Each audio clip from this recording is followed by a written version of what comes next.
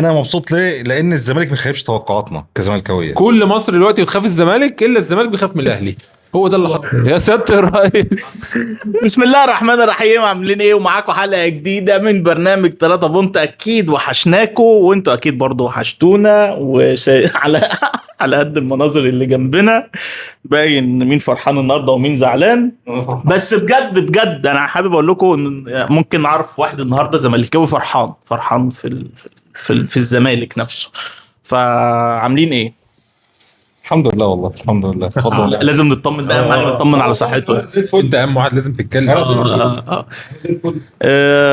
اللي حصل ان في 22 لعيب نزلوا الملعب، منهم 11 لعيب ما كانوش شايفين قدامهم من ماتشات فاتت. في ثلاثه مش شايفين. لا بتكلم على 11 لعيب من الاهلي ما كانوش شايفين قدامهم من ماتشات فاتت. مدرب ما كانش بيلعب. بس تحس ان ماتش الزمالك بتاع الاهلي ده بره قوانين كرة القدم والدوري وافريقيا، بره اي حاجه. انت برضو ما تفهمش، او انا كنت واثق ان النهارده الاهلي هيخسر بالمدرب اللي بره ده. اول مره اشوف المدرب معلش بيتعصب النهارده. بقى له كام ماتش معانا؟ داخل في 30 ماتش كسبان منهم 5 تقريبا. اول مره النهارده يتعصب. انا بقول لك اهو ان تورب ده ما كانش له علاقه بالماتش، الملايين اتعصب عشان كسب. انا انت بتكسبه. متاكد مليون في الميه ان تورب النهارده اتعزم على الماتش، يتفرج على الماتش، ولا قاعد معاهم في المعسكر ولا حط طيب. خطه ولا اي حاجه. انا عايز افكرك بحاجه. فين الشحات اللي بادئ بيه اساسي ده اصلا مش في اولوياته طول الدوري. جميل. عايز افكرك بحاجه. فاكر اول 5-6 ماتشات قبل ما اللعيبه تروح المنتخب، كان المدرب نازل بيكسب وعامل سكور وماسك كانت الدنيا تمام. ماشي. وانتوا بيتراست والكلام اللهبل اللي احنا، وانا طلعت في فيديو قلت يعني انا ماشي وتراست وكل حاجه، بس يعني لسه مش بعد منتخب الدنيا كانت رايحه في 60 داهيه. فاحنا برضو خد بالك، احنا لحد النهارده احنا مش فاهمين هل هو حلو ولا وحش. بس هو كده وحش بالنسبه لنا، خلاص احنا مش قادرين نكمل معاه. الراجل ده متساق. هو مش من مراته برضه؟ مش شغال بدماغه. يا ريت من مراته، هو كده متساق من مراته. بقول لك ان الراجل ده اكيد اتنصح يعني بالخطه اللي هو نزل بيها النهارده. اول ما شفت حسين الشحات عرفت ان دي ريكومنديشن من حد، يعني اقتراحات من حد حواليه، ان حسين الشحات ده اتقل لعيب في الاهلي نفسيا على الزمالك. اكتر لعيب يبقى فايق على الزمالك في ماتش زي ده هو حسين الشحات. وفعلا هو ده اللي حصل. الواد نزل نفسيته فوق وجاب جون على الفينش اللي هو حطه ده واحد مريحها. راكب نفسيا وذهنيا وكل حاجه. دي حاجه. الحاجه التانية، عارفين تجربه الجمران؟ وحد الله. هم كلنا نوم في الاخر بس. وحد الله. لا اله الا الله. بس وحد الله. لا احنا جايين والله في الحته دي. احنا بس عايزين نخطف ايه الربع ساعه او الثلث ساعه دي سريعا كده. التجربه بتاعت ريال مدريد لما خد 3 دوري ابطال ورا بعض، وكان دايس على وش الكل في اوروبا. كان بيجي عند برشلونه ويقع، يتغلب الماتشين، بيتغلب في ارضه. هي دي نفس التجربه اتنقلت عندنا بقت في مصر. الزمالك دي اكتر سنه فايق فيها، بس بيجي عند الاهلي تعرفش ايه اللي بيحصل، بيتحول. عارف كان في مثل بيقول كل اوروبا تخشى ريال مدريد، وريال مدريد يخشى مين؟ برشلونه. هي دي بقى كده. كل مصر دلوقتي بتخاف الزمالك الا الزمالك بيخاف من الاهلي. هو ده اللي حصل النهارده. الماتش 3-0 على فرقه زمالك اللي هي من 4-5 سنين، دي اللي احنا شفناها. على العكس ان الزمالك اصلا هو راكب الدوري، بس الفرقه اللي نازله النهارده دي هي الفرقه اللي احنا متعودين عليها ايه من 10 سنين فاتوا. ونفس الزمالك، نفس النفسيه الواقعه، نفس الروح الانهزاميه، نفس كل حاجه. اتفضل مايك معاك. لا بجد يعني انا مش قادر اقول لك انا مبسوط ليه؟ لان الزمالك ما خيبش توقعاتنا كزملكاويه. ده بجد والله. يعني بص، انا امبارح قاعد مع اصحابي فبيقولوا والله ده حسين الشحات محطوط، ده حسين الشحات اللي هيبدا بيه. يا جماعه عرفتوا مين؟ قال لك لا هو هيبدا بحسين الشحات. طب ليه مش يبدا بزيزو؟ قال لك لا والله هو حسين الشحات الوحيد اللي نفسيا راكب فوق اي حاجه. وماتش الاهلي بالنسبه لهم، ماتش الزمالك ده حياه او موت. هم حتى لو ما خدوش الدوري، بس احنا خدنا الزمالك خلاص، ماتش منتهي. بجد الماتش بالنسبه لهم منتهي. فهم هينزلوا النهارده هياكلوا النجيله. فالمفروض اي حد اي عيل لسه مولود بقاله سنتين ماشي عارف ان ماتش الاهلي والزمالك الزمالك نازل مهزوم نفسيا، والاهلي نازل راكب. طب يعني لعيبه الزمالك مش فاهمه الكلام ده؟ مدرب الزمالك مش فاهم الكلام ده؟ مش محضرين نفسهم للحاجات ديت؟ يعني انا مش فاهم.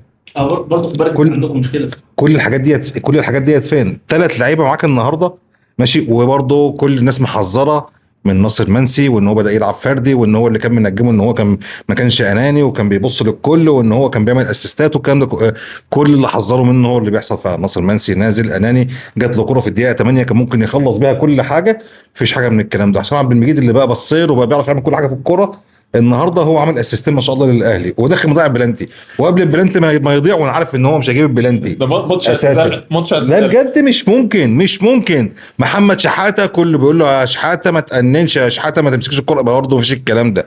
3 لعيبه النهارده كارثيين، واي حد زملكاوي متوقع السيناريو دوت يا جدع يعني اخلفوا توقعاتنا، احرجونا.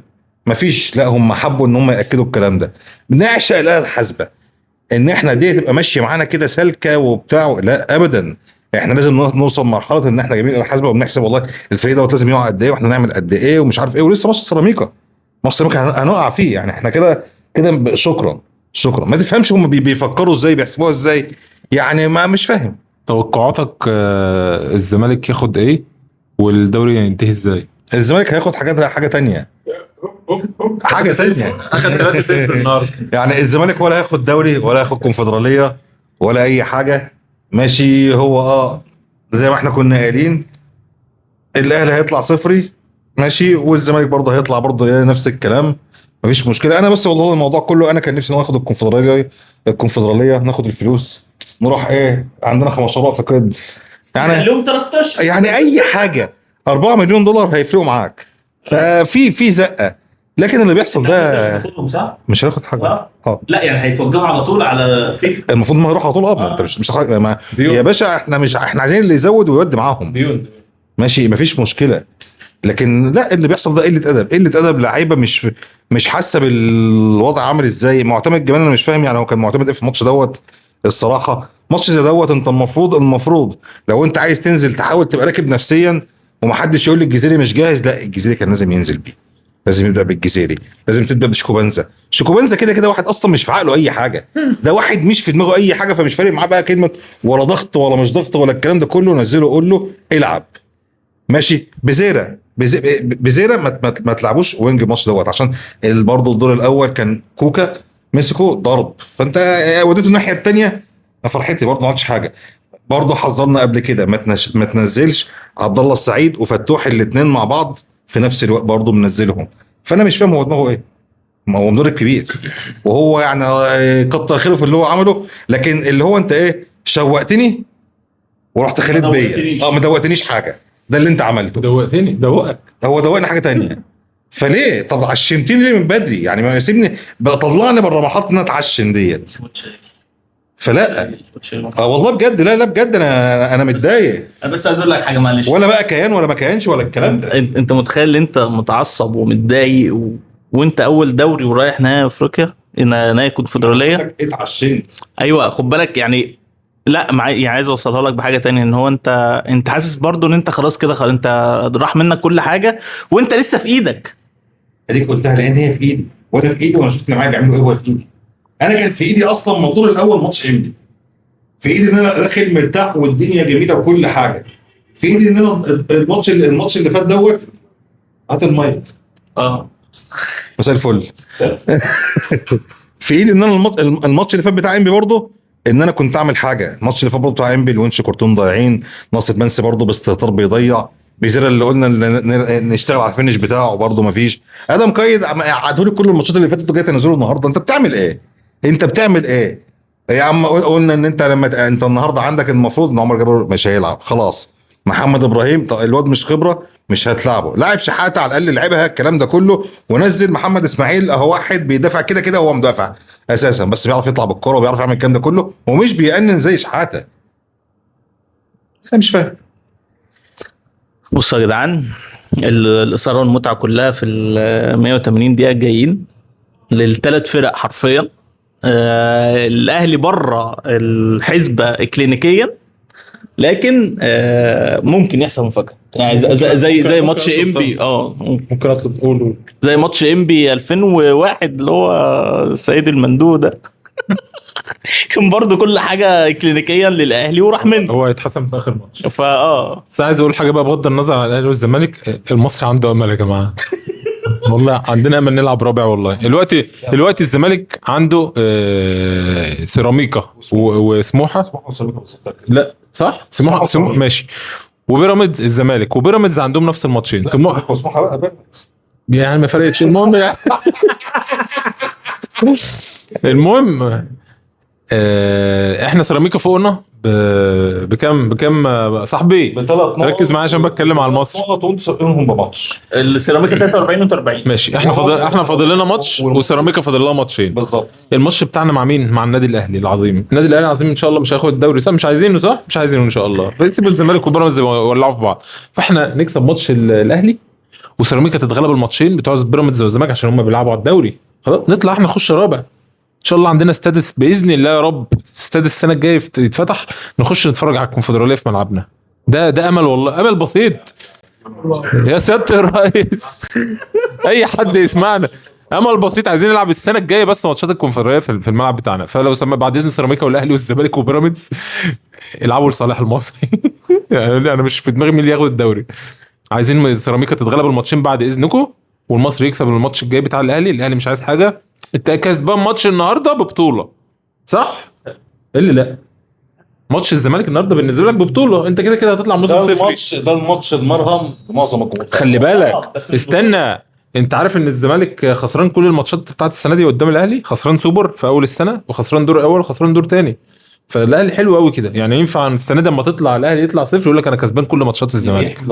فمرضيه ان شاء الله تصب في مصلحه المصري زي ما انا حسبتها كده وبالتوفيق ان شاء الله. بس يا جماعه كان معاكم فيديو ان شاء الله ما يزيدش عن 10 دقائق 15 دقيقه. ما تنسوش تعمل لايك وسبسكرايب وفعل زر الجرس. اصلا لو حد شافنا احنا بقالنا والله لو حد وصل للدقيقه دي الله يبارك له، اقسم بالله. ولا عارفيننا ولا اي حاجه. احنا هنا صلاح. يلا اشوفكم في حلقه جديده. سلام عليكم.